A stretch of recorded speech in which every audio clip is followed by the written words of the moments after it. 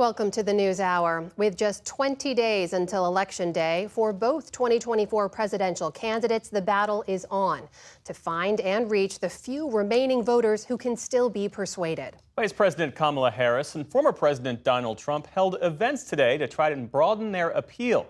Here's Lisa Desjardins.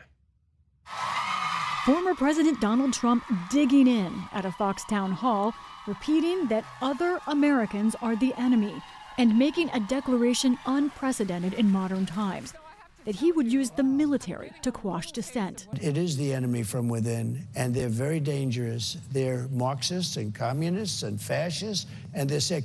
Trump, also on Fox, made these comments Sunday. I think the bigger problem are the people from within. We have some very bad people. We have some sick people, radical left lunatics.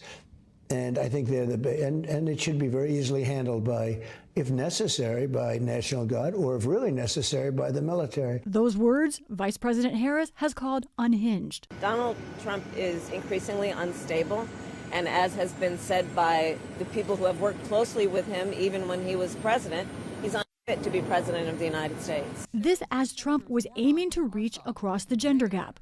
That Fox town hall was in front of an all-woman audience, where Trump faced questions on reproductive rights, claiming to be pro-IVF, despite Republicans recently blocking IVF legislation at the U.S. Capitol. I'm the father of IVF. On abortion, the man responsible for overturning Roe v. Wade said he now thinks some red states have gone too far with restrictions. They're too tough, and those are going to be redone because already there's a movement in those states. Mr. Trump faces a voting gender gap. Polls show men support the former president by 16 points, but women back his opponent by 14 points. For Vice President Kamala Harris today, the hunt for votes meant reaching across the aisle. No matter your party, no matter who you voted for last time, there is a place for you in this campaign. In Pennsylvania, a nearly must-win for her, Harris appeared with nearly 100 Republicans who disavowed Donald Trump. Her message was for conservatives and others unhappy with the former president. The coalition we have built has room for everyone who is ready to turn the page on the chaos and instability of Donald Trump. With it came broader symbolism. The event was near the site where George Washington famously crossed the Delaware River during the Revolutionary War, a president who urged voters to choose country over politics. To compose the Constitution of the United States, that work was not easy. The founders often disagreed, often quite passionately. But in the end, the Constitution of the United States laid out the foundations of our democracy. And now, the baton is in our hands. The vice president's courtship of those outside her party continues tonight when she sits down for an interview with Bret Baier, her first interview on Fox News. How are you, man? Pleasure meeting you. Yeah, good to meet you. Just like Harris, today, Republican VP candidate J.D. Vance also stopped in Pennsylvania.